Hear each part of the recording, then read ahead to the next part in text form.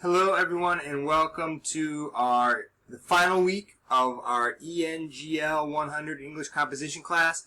Congratulations, you made it. You got done a compare and contrast essay, a definition essay, an intensive academic research paper, a number of reading responses, some discussion work, and we are finally moving towards our last assignment of the semester, the narration essay. And it's your only goal this week is to finish that. I know there's been a lot of confusion this semester surrounding the grammar quizzes that were posted in the beginning and then removed and you couldn't find them in the middle of the class. I'm still learning Brightspace, and that was something that kind of went off the rails a little bit, the grammar quizzes. They will not be included in your final grade. If there's anything when you look at your grades that's missing for the grammar quizzes, don't worry about that. The only assignments that will be counted towards the grade will be the essays, the reading responses, the timed writing sample that you did early on in the semester, and the discussion work. So again, those grammar quizzes, whether they were completed or not completed, found or not found, they will not be included in the final grade, and I'm sorry for all the confusion over those. I think overwhelmingly that's been the biggest thing I've got emails about this semester are those grammar quizzes.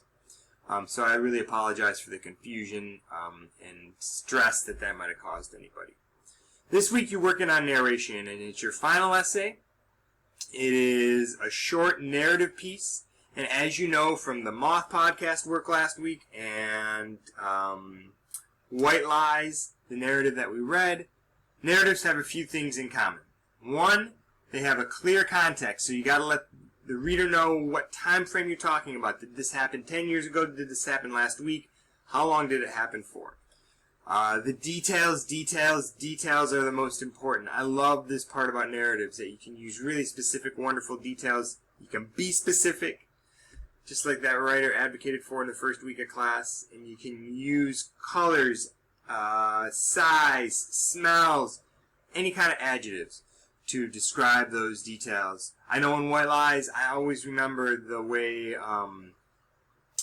that the classroom is described, the list of different candy bars that were distributed by a pre. Even details about the school that it was located in. So use those in your own narrative writing, those emphasized wonderful details. Chronological order, transitions are important for this. Transitions are bridges from one idea to the next. This is generally a chronological piece, so you're going to use transitions like first, then, next, finally, a few hours afterwards, the next day. So look to use those time transitions. A point of view, which is yours. And I've written a number of people over the semester about using I in academic papers. In this paper, I always say don't do that in your academic work. Just present the ideas to the reader. You don't need to attribute them to yourself. The reader knows that they're yours.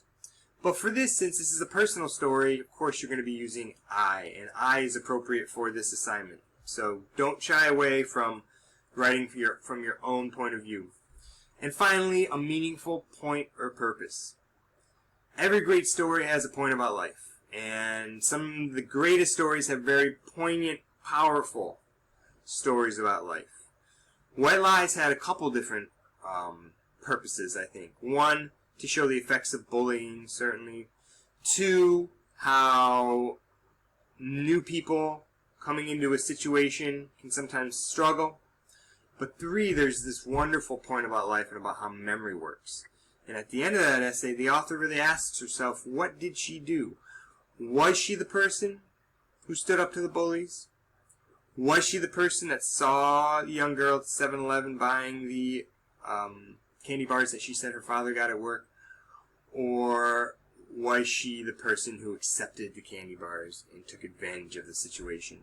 Sometimes our memories lie to us. And I can talk about myself.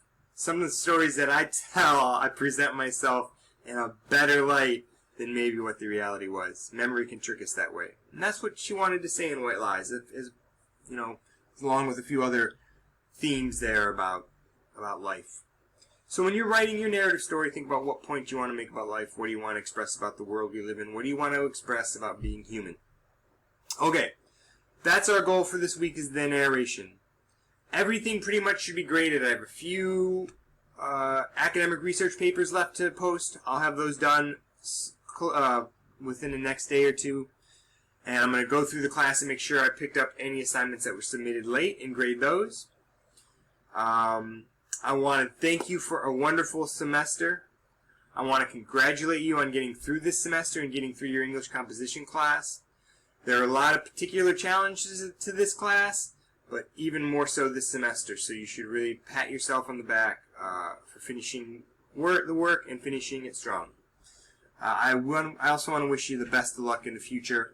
If you're taking classes here this fall, I will be here. I'm a full-time professor here, so you can always reach out and contact me if you have questions about other classes or other resources that are on campus. Again, I know that this upcoming semester will present its own challenges as well. But for now, I just want to say thank you for your ideas, thank you for your time, and thank you for your work this semester. And I want to wish you all the best in the future. Take care of yourselves, and hopefully I'll be talking to you soon.